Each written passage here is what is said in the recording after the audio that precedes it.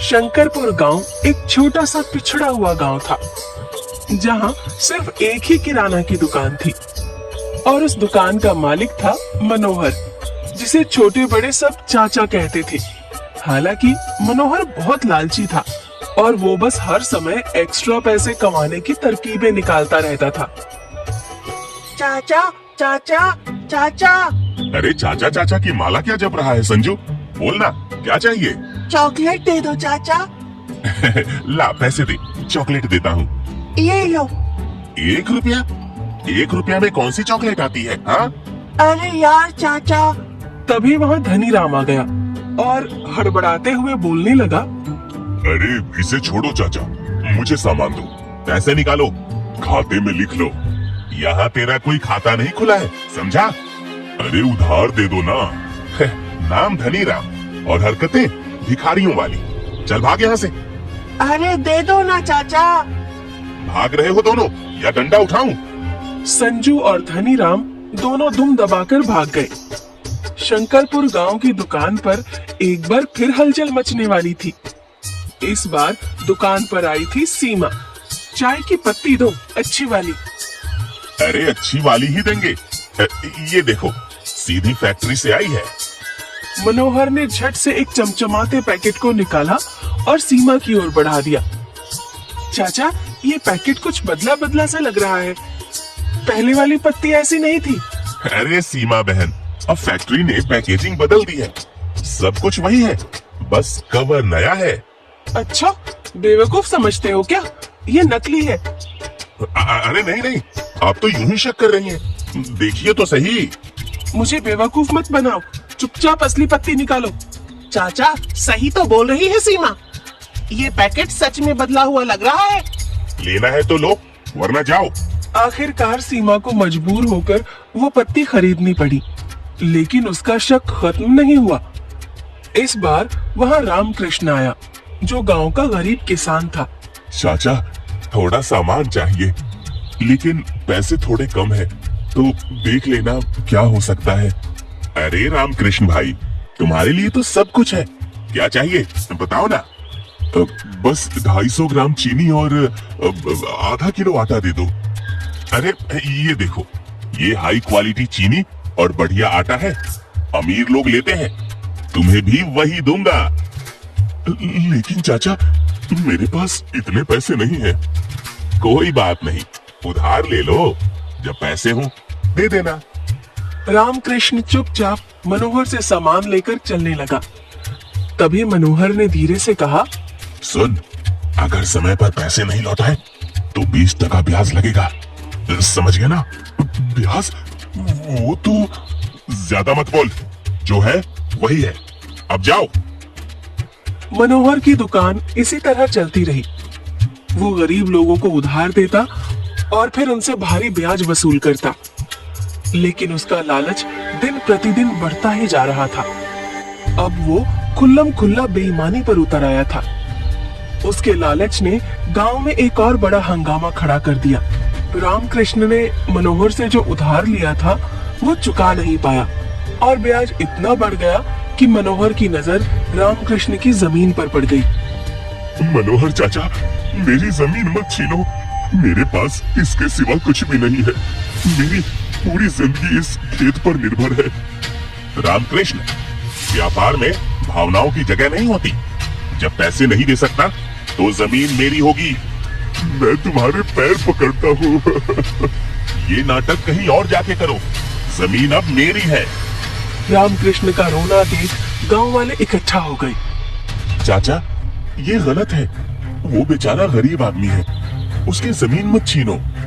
तुम सब मेरे काम में दखल मत दो, ये मेरा व्यापार है, जिसे जो कहना है कहता रहे, जमीन मेरी हो चुकी है। अभी भी समय है मनोहर, अपना ये लालच छोड़ दो, वरना बहुत पछताओगे। अरे हट! रामकृष्ण सिर पकड़कर जमीन पर बैठ गया। उसकी आंखों से आंसू बहते रहे, लेकिन मनोहर को उसकी हालत से कोई फर्क नहीं पड़ा। उसी समय शहर से एक लड़का समय गांव में आया। गांव में घूमते हुए उसकी नजर लीला पर पड़ी। लीला गांव की सबसे सुंदर और चंचल लड़की थी। आपका नाम क्या है? लीला। और आप कौन? मेरा नाम समय है, मैं शहर से आया हूँ। अच्छा, तो आप शहरी बाबू हैं? हाँ, लेकिन दिल तो गांव का है। धीरे धीरे समय और लीला के बीच बातचीत बढ़ने लगी। समय को लीला बहुत पसंद आने लगी। एक दिन उसने सीधा लीला से अपने दिल की बात कह दी। लीला, मुझे तुम्हारा साथ अच्छा लगता है, क्या तुम मुझसे शादी करोगी? अगर मेरे माँ बाप को मंजूर हो तो मुझे कोई आपत्ति नहीं है। समय ने तुरंत लीला के पिता से बात की। उन्हें समय पसंद आया और शादी की तैयारियां शुरू हो गई। शादी के लिए सामान लेने की बारी आई तो समय ने मनोहर की दुकान से सारा सामान लेने का फैसला किया। मनोहर जी, मेरी शादी है, पूरे गांव में आपकी ही दुकान है, सारा सामान यहीं से लूंगा। बहुत बढ़िया, मैं तुम्हारे लिए सबसे अच्छा सामान दूंगा। ध्यान रहे कुछ भी कम ना हो, ये मेरी जिंदगी का सबसे खास दिन है। चिंता मत करो बेटा, पूरा काम संभाल लूंगा। ठीक है, तो मैं आपको लिस्ट बताना शुरू करता हूँ, आप वो सामान देते जाइए। समय ने एक लंबी चौड़ी सामान की लिस्ट मनोहर को पढ़कर सुना दी और मनोहर ने वो सारा सामान निकाल कर रख दिया।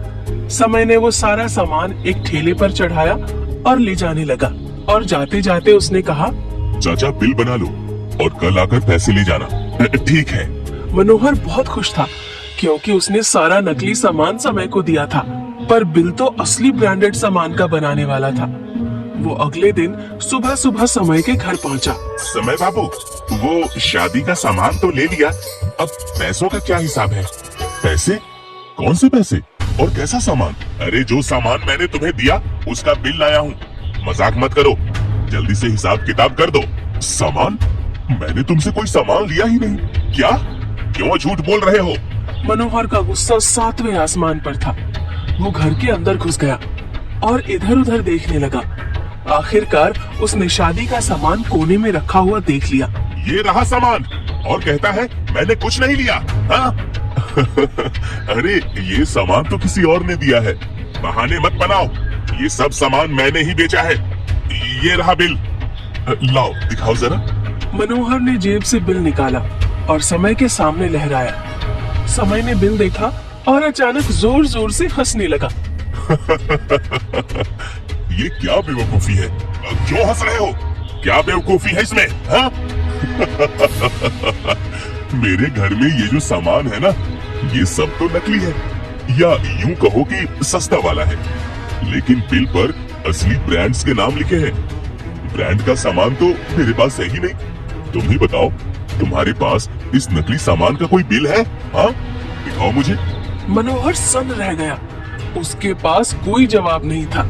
तब तक वहाँ गांव वाले भी जमा हो गए थे।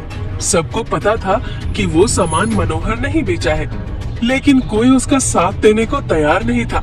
ये नकली सामान मैंने नहीं बेचा था, क्या सबूत है? दिखाओ। गांव वाले जो पहले ही मनोहर की हरकतों से परेशान थे, मनोहर को शर्मिंदा देखने में मजे ले रहे थे। मनोहर, सच्चाई तो ये है कि तुमने हमेशा हमें नकली सामान बेचा है। तुम्हारे लालच ने तुम्हें यहाँ तक लाया है, अब भुगतो। अब चुपचाप यहाँ से चले जाओ या डंडा उठाएं।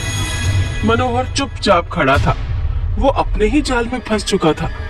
उसकी आंखें झुकी हुई थी। जानते हो मैं कौन हूँ? मैं उसी रामकृष्ण का पोता हूँ जिसकी जमीन तुमने हड़प ली थी। आज मेरा बदला पूरा हुआ। तुम रामकृष्ण के पोते? हाँ, मेरे दादा की जमीन वापस कर दे, वरना तेरा वो हाल करूंगा कि याद रखेगा। मनोहर ने जमीन वापस कर दी और फिर समय ने किराने की दुकान खोली, जिसके बाद गांव वालों ने मनोहर का पूरी तरह से बहिष्कार कर दिया। उसकी दुकान पर कोई नहीं गया। अंततः उसे अपनी दुकान बंद करनी पड़ी। मनोहर को अपनी गलतियों का एहसास हुआ, लेकिन तब तक बहुत देर हो चुकी थी। समय ने अपने दादा का बदला ले लिया और गांव वालों ने मनोहर की सच्चाई जान ली थी।